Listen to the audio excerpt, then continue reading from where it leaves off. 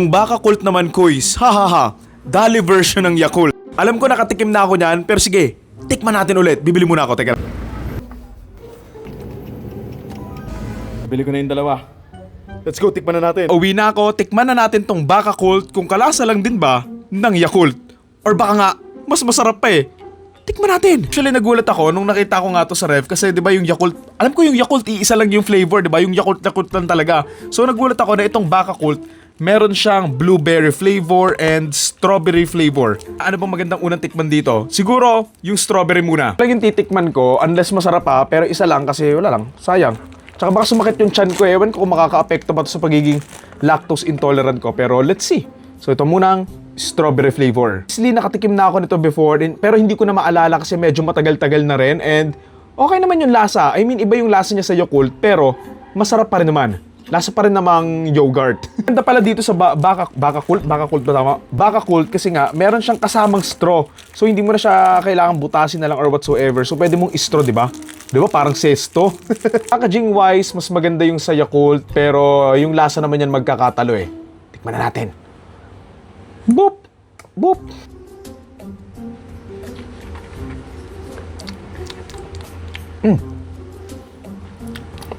Lasa siyang ano? Jelly Ace. I mean, lasa mo yung milk and yung pagka-yogurt niya. Pero yung... Okay naman, hindi siya masyadong matamis and... Yung parang feeling na umiinom ka ng Yakult, halos same lang. Yun nga, may lasa nga lang talaga to. In fairness, masarap ha. Pwede akong uminom ng siguro 3 nito, sunod-sunod. Kung kapareha sa Yakult na meron itong mga good bacterias. Pero ayun, siguro dito mga medyo good lang na bacterias. Tap. Okay, gusto naman yung strawberry. Tikman naman natin yung blueberry flavor. Tawa nga ako noong una kasi nung nakita ko nga ito dun sa freezer ng Dali, akala ko ube flavor. So yun na, blueberry siya. So yun, kuha tayo ulit. Yan, lagyan natin ng straw. Boop! Mana natin. Para siya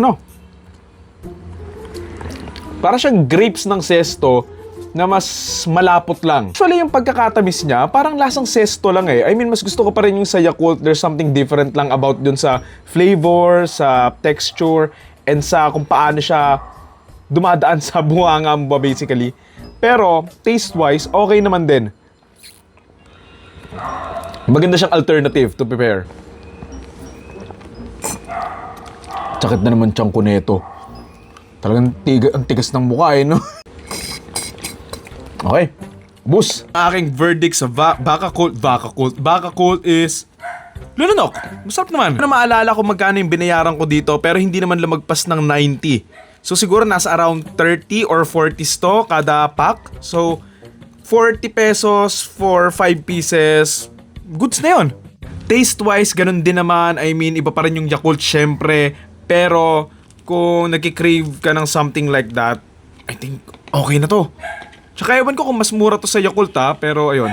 Pero ang malaking lamang lang ng Yakult, yung Baka Cult sa Dali mo lang mabibili, tapos yung Yakult, may naglalako tapos yung may sombrero siyang bucket hat. Bakit nga ba puro babae lang nagtitinda ng Yakult, no? Bakit walang lalaki? I wonder why. So ayun lang naman ang ingay na ng aso, sorry. And ayun, masarap naman yung Baka Cult. I mean, yun. Ano ako masabi sa Baka Cult. Pero masarap siya. Meron pa kayong papatikim ng mga kakaiba? Comment nyo na lang para mabili ko. Yung mga malapit lang Yung realistic ko namang mabibili. Wag naman yung galing pang ibang bansa. Balugi ako sa pamasahin yan, pare. Yun lang. Thank you. Bye.